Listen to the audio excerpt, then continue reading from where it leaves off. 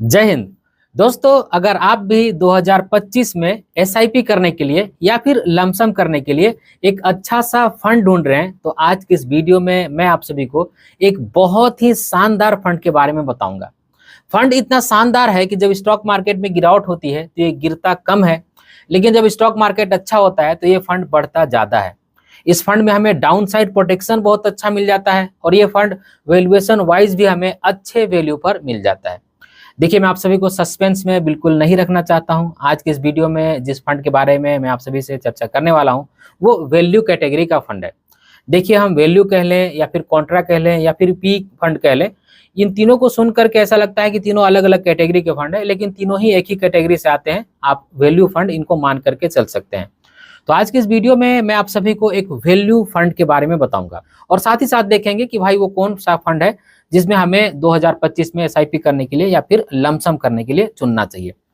तो मैंने यहाँ पे कुछ फिल्टर्स पहले से ही अप्लाई कर दिया है और एक ऐसा फिल्टर इसमें लगाया है कि जो भी फंड ऐसे होंगे जिनका एम साइज 1000 करोड़ रुपए से कम होगा वो हमारे सामने नहीं आएंगे। तो सबसे पहले हम एम साइज चेक करते हैं कि किस फंड के पास सबसे ज्यादा एम है इस कैटेगरी में, अगर हम वैल्यू या फिर कॉन्ट्रा की बात करते हैं तो आप यहाँ देख सकते हैं कि ICICI Prudential value discovery fund के पास ऑलमोस्ट 46,000 करोड़ रुपए का एम है। सेकेंड नंबर पर देख सकते हैं एसबीआई कॉन्ट्रा है, इनके पास भी 39,500 करोड़ रुपए के आसपास में एम है। तो अगर इस कैटेगरी की बात की जाए तो दो ये बड़े फंड है जिनके पास ऑलमोस्ट 40,000 करोड़ रुपए के आसपास का एम साइज हमें देखने को मिलता है। थर्ड हाईएस्ट एम वाला जो फंड है वो है इन्वेस्को इंडिया कॉन्ट्रा फंड, जिनके पास लगभग 16,000 करोड़ रुपए के आसपास का एम है। अब हम 3 मंथ का एब्सोल्यूट रिटर्न चेक कर लेते हैं, क्योंकि स्टॉक मार्केट की सिचुएशन खराब रही है पिछले 6 महीनों से। तो ऑफकोर्स जब हम 3 मंथ का एब्सोल्यूट रिटर्न चेक करेंगे तो हमें सारे फंड का रिटर्न माइनस में ही देखने को मिलेगा, लेकिन हमें ये देखना है कि इस गिरावट में भी कौन से वो फंड है जिन्होंने कम गिरावट दिखाई है। तो मैं यहाँ पे क्लिक करता हूं तो अब आप देख सकते हैं, अगर मैं 3 मंथ का एब्सोल्यूट रिटर्न चेक करूं तो सबसे कम गिरने वाला फंड है ICICI Prudential value discovery fund, लगभग 7.5% के आसपास की। इसी दौरान अगर मैं ये चेक करूं कि सबसे ज्यादा किस फंड में गिरावट हुई है तो आप देख सकते हैं कि वो फंड है एचएसबीसी वैल्यू फंड, जिसमें लगभग 17.5% की गिरावट है। दूसरे नंबर पर क्वांट वैल्यू है, इसमें भी लगभग 17.5% की गिरावट है। तो देखिए, एक तरफ सबसे ज्यादा जो फंड गिर रहे हैं उसमें 17.5% की गिरावट है और दूसरे तरफ जो हमारा फंड है जिसमें सबसे कम गिरावट हो रही है वो है 7.5% के आसपास की गिरावट के साथ में। वहीं पे अगर मैं 6 मंथ का एब्सोल्यूट रिटर्न चेक करूं तो अब आप देख सकते हैं कि 6 मंथ के दौरान भी आपको सभी फंड में गिरावट ही देखने को मिलेगा, लेकिन सबसे कम गिरावट again ICICI Prudential value discovery fund में हमें देखने को मिल रही है, लगभग 10.5% के आसपास की। दूसरे नंबर पर क्वांटम फंड है जो कि वैल्यू कैटेगरी का ही फंड है। तीसरे पर एसबीआई कॉन्ट्रा फंड हमें देखने को मिल रहा है। वहीं पे ज्यादा गिरने वाले फंड की बात की जाए तो ये वो कुछ फंड है जिन्होंने 6 महीने के दौरान सबसे ज्यादा गिरावट हमें दिखाई है। वहीं पे अगर हम 1 साल का एब्सोल्यूट रिटर्न चेक करें तो आप देख सकते हैं कि 1 साल के दौरान जो सबसे बेहतर रिटर्न देने वाले फंड है उसमें यूटीआई वैल्यू फंड है, दूसरे पर इन्वेस्को इंडिया कॉन्ट्रा फंड है, तीसरे पर आप देख सकते हैं निपॉन इंडिया वैल्यू फंड है, चौथे पर देख सकते हैं ICICI Prudential value discovery fund है। वहीं पे एसबीआई की बात की जाए तो 7वें नंबर पर एसबीआई भी हमें देखने को मिल रहा है। वहीं पे अगर मैं 3 ईयर का सीएजीआर चेक करूं तो आप देख सकते हैं कि 3 साल के दौरान सबसे बेहतर रिटर्न देने वाला जो फंड है वो है एसबीआई कॉन्ट्रा फंड, दूसरे नंबर पर देख सकते हैं क्वांट वैल्यू फंड है, तीसरे पर देख सकते हैं ICICI Prudential value discovery fund है। वहीं पे अगर मैं 5 साल का सीएजीआर चेक करता हूं, ध्यान रखिएगा जो हम रिटर्न चेक कर रहे हैं सारे पिछले रिटर्न चेक कर रहे हैं। तो अगर मैं 5 साल का सीएजीआर चेक करूं तो एसबीआई कॉन्ट्रा फंड अच्छा परफॉर्मेंस करते हुए दिख रहा है और दूसरे नंबर पर देख सकते हैं ICICI Prudential value discovery fund हमें अच्छा परफॉर्मेंस करते हुए दिख रहा है। 5 साल के दौरान देख सकते हैं एसबीआई कॉन्ट्रा फंड ने लगभग 32% से ज्यादा रिटर्न दिया है, ऑलमोस्ट कह सकते हैं 33% के आसपास में।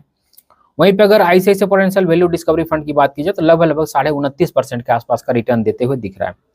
वहीं पे अगर हम अल्फा चेक करें, यानी कि हमें अल्फा चेक करके ये पता चलेगा कि कौन से वो फंड है जो अपने इंडेक्स बेंचमार्क के अगेंस्ट में अच्छा रिटर्न जनरेट कर सकते हैं। तो मैंने अल्फा पे क्लिक किया तो सबसे बेहतर alpha Invesco India Contra fund का हमें देखने को मिल रहा है, यूटीआई वैल्यू का देखने को मिल रहा है, तीसरे पर निपॉन है, चौथे पर क्वांटम है, 5वें पर देख सकते हैं ICICI Pru value discovery fund है, जिनका अल्फा लगभग 2 के आसपास में। तो नो डाउट कह सकते हैं कि अपने इंडेक्स बेंचमार्क से ये भी जो फंड है वो अच्छा रिटर्न देने के लिए कैपेबल है। एसबीआई कॉन्ट्रा भी इन्हीं के साथ साथ चल रहा है, बहुत ज्यादा पीछे नहीं है। वहीं पे अगर पी रेशियो की बात करें, यानी कि प्राइस टू अर्निंग रेशियो की बात करें, देखिए जब हम वैल्यू फंड ढूंढ रहे हैं तो वैल्यू फंड की जो मुख्य मतलब कह सकते हैं कि खासियत है वो यही है कि ये ऐसे फंड ढूंढते हैं, ऐसे स्टॉक्स ढूंढते हैं जो वैल्यूएशन वाइज थोड़े से सस्ते हैं। स्टॉक मार्केट ने किसी कारण से उनको अवॉइड करके रखा है, लेकिन आने वाले समय में उनके में अच्छा खासा ग्रोथ अपॉर्चुनिटी मिल सकता है। ऐसे स्टॉक्स को ढूंढ करके ये अपना पैसा लगाते हैं। तो पी वाइज ये जो फंड है, इनमें हमें पी थोड़ा सा कम ही देखने को मिलना चाहिए। तो आप देख सकते हैं कि सबसे कम पी की अगर बात की जाए तो हमें देखने को मिल रहा है, टाटा इक्विटी पी फंड की बात की जाए तो इस कैटेगरी में सबसे कम पी इसी फंड का हमें देखने को मिल रहा है। दूसरे नंबर पर टेम्पलटन इंडिया वैल्यू फंड है, इसका भी पी हमें कम देखने को मिल रहा है। वहीं पे अगर बात की जाए quantum long term equity value fund की, तो इसका भी पी हमें कम देखने को मिल रहा है। एसबीआई कोंट्रा देख सकते हैं चौथे नंबर पर है, इसका भी पी रेशियो हमें कम ही देखने को मिल रहा है। पांचवें नंबर पर देख सकते हैं ICICI Prudential value discovery fund है, इसका भी पी रेशियो हमें कम ही देखने को मिल रहा है। तो पी के रेशियो से भी आप देख सकते हैं कि ये जो दो फंड हैं, एसबीआई कोंट्रा और ICICI Prudential value discovery fund, इनका पी भी हमें ठीक ठाक देखने को मिल रहा है। वहीं पे अगर शार्पे रेशियो की बात की जाए तो आप देख सकते हैं कि शार्पे रेशियो सबसे अच्छा यूटीआई वैल्यू फंड का हमें देखने को मिल रहा है, इन्वेस्को इंडिया कोंट्रा फंड का देखने को मिल रहा है। वहीं पे अगर तीसरे नंबर पर देखा जाए तो ICICI Prudential value discovery fund का हमें देखने को मिल रहा है। एसबीआई कोंट्रा का देख सकते हैं 7वें नंबर पर रैंक करते हुए दिख रहा है। वहीं पे अगर बात की जाए वॉलेटिलिटी की, यानी कि सबसे ज्यादा वॉलेटिलिटी किस फंड में होता है, तो आप देख सकते हैं कि सबसे ज्यादा वॉलेटिलिटी हमें क्वांट वैल्यू फंड में देखने को मिलता है। वहीं पे जब मैं दोबारा क्लिक करूंगा तो हमारे सामने ऐसे फंड आएंगे जिनमें वॉलेटिलिटी हमें सबसे कम देखने को मिलता है। तो आप देख सकते हैं ICICI Prudential value discovery fund में हमें वॉलेटिलिटी सबसे कम देखने को मिलता है। यानी कि जितने भी फंड अभी हम फिलहाल चेक कर रहे हैं, कॉन्ट्रा कैटेगरी का या वैल्यू कैटेगरी का या फिर पी कैटेगरी का, उनमें सबसे कम volatile ICICI Prudential value discovery fund है। इसका मतलब ये होता है कि इसमें उतार चढ़ाव बहुत ही कम हमें देखने को मिलता है। वहीं पर अगर इक्विटी होल्डिंग की बात की जाए तो आप देख सकते हैं कि लार्ज कैप में सबसे ज्यादा holding ICICI Prudential value discovery fund लेता है। आपका उद्देश्य यह है कि मैं अपने पोर्टफोलियो में ऐसा फंड रखूं जो ज्यादातर स्टॉक जो है लार्ज कैप में अपना पैसा लगाता हो, तो भी आप ICICI Prudential value discovery fund को अपने पोर्टफोलियो में रख सकते हैं।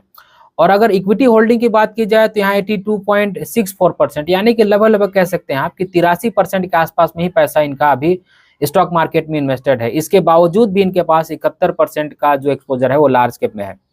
तो अगर ये 100% पैसा इन्वेस्ट होगा तो लार्ज कैप में हो सकता है और भी यहाँ पे एक्सपोजर हमें बढ़ते हुए दिखेगा।